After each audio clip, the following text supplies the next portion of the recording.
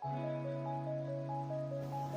semua, apa kabar? Perkenalkan, saya Raudana Zianuha. Kalian bisa memanggil saya Dana. Saya berasal dari program studi bimbingan konseling Atmajaya, Jakarta.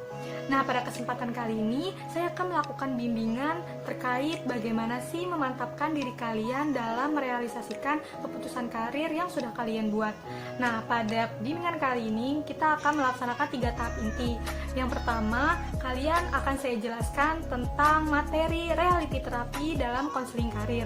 Yang kedua, saya akan menjelaskan tentang materi kematangan karir dan materi tentang apa sih realisasi dari keputusan karir.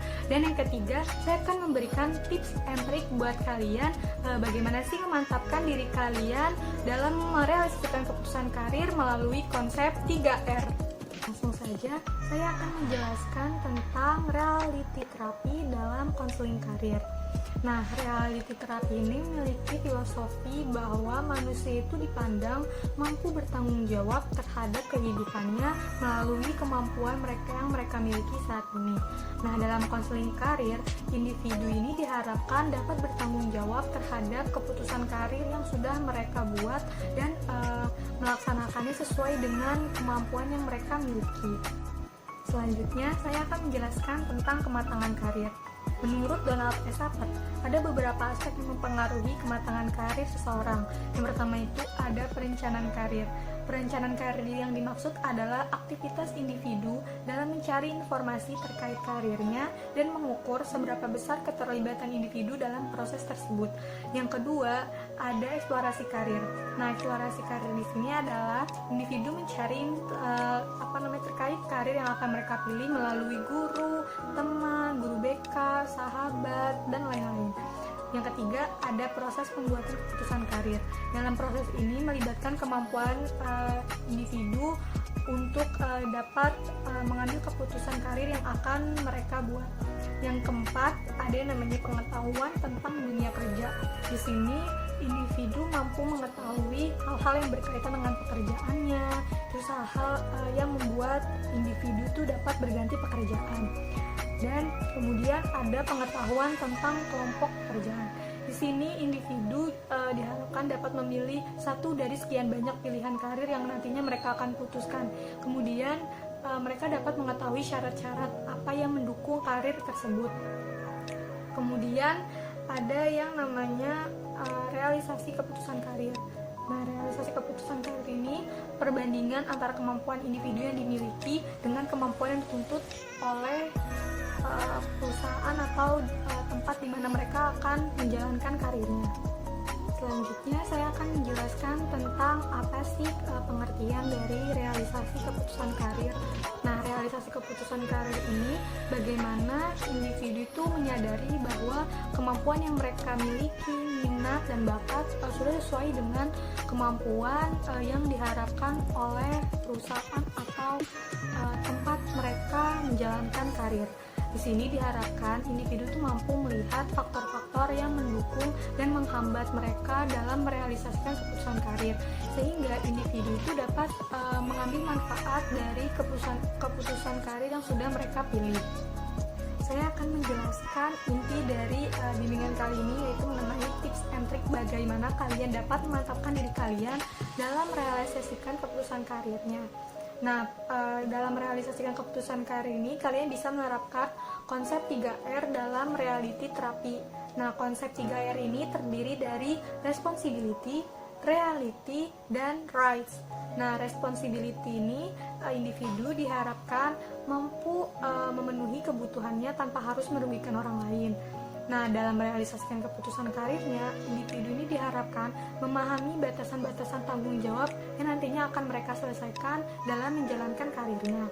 Yang kedua, ada reality.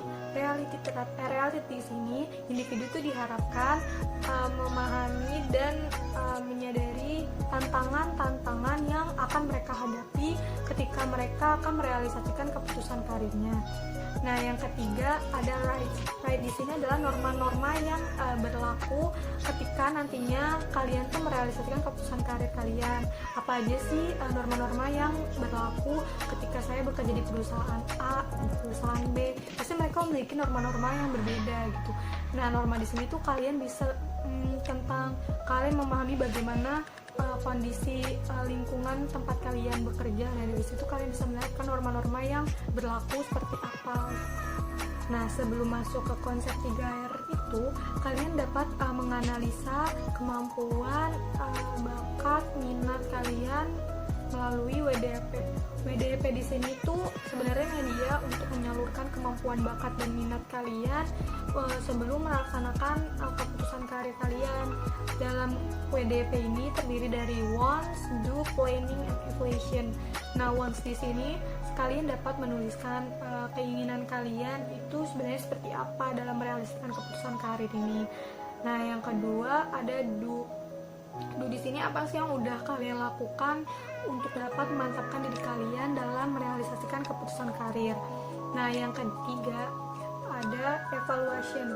Evaluation di sini kalian mengevaluasi sudah sejauh mana keberhasilan kalian dalam tahap do tadi, dalam tahap pelaksanaan tadi. Nah, yang terakhir ada planning.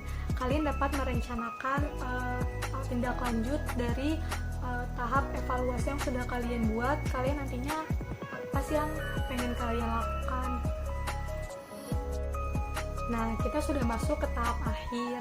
Saya akan menjelaskan atau menyampaikan kesimpulan dari kegiatan bimbingan melalui video kali ini.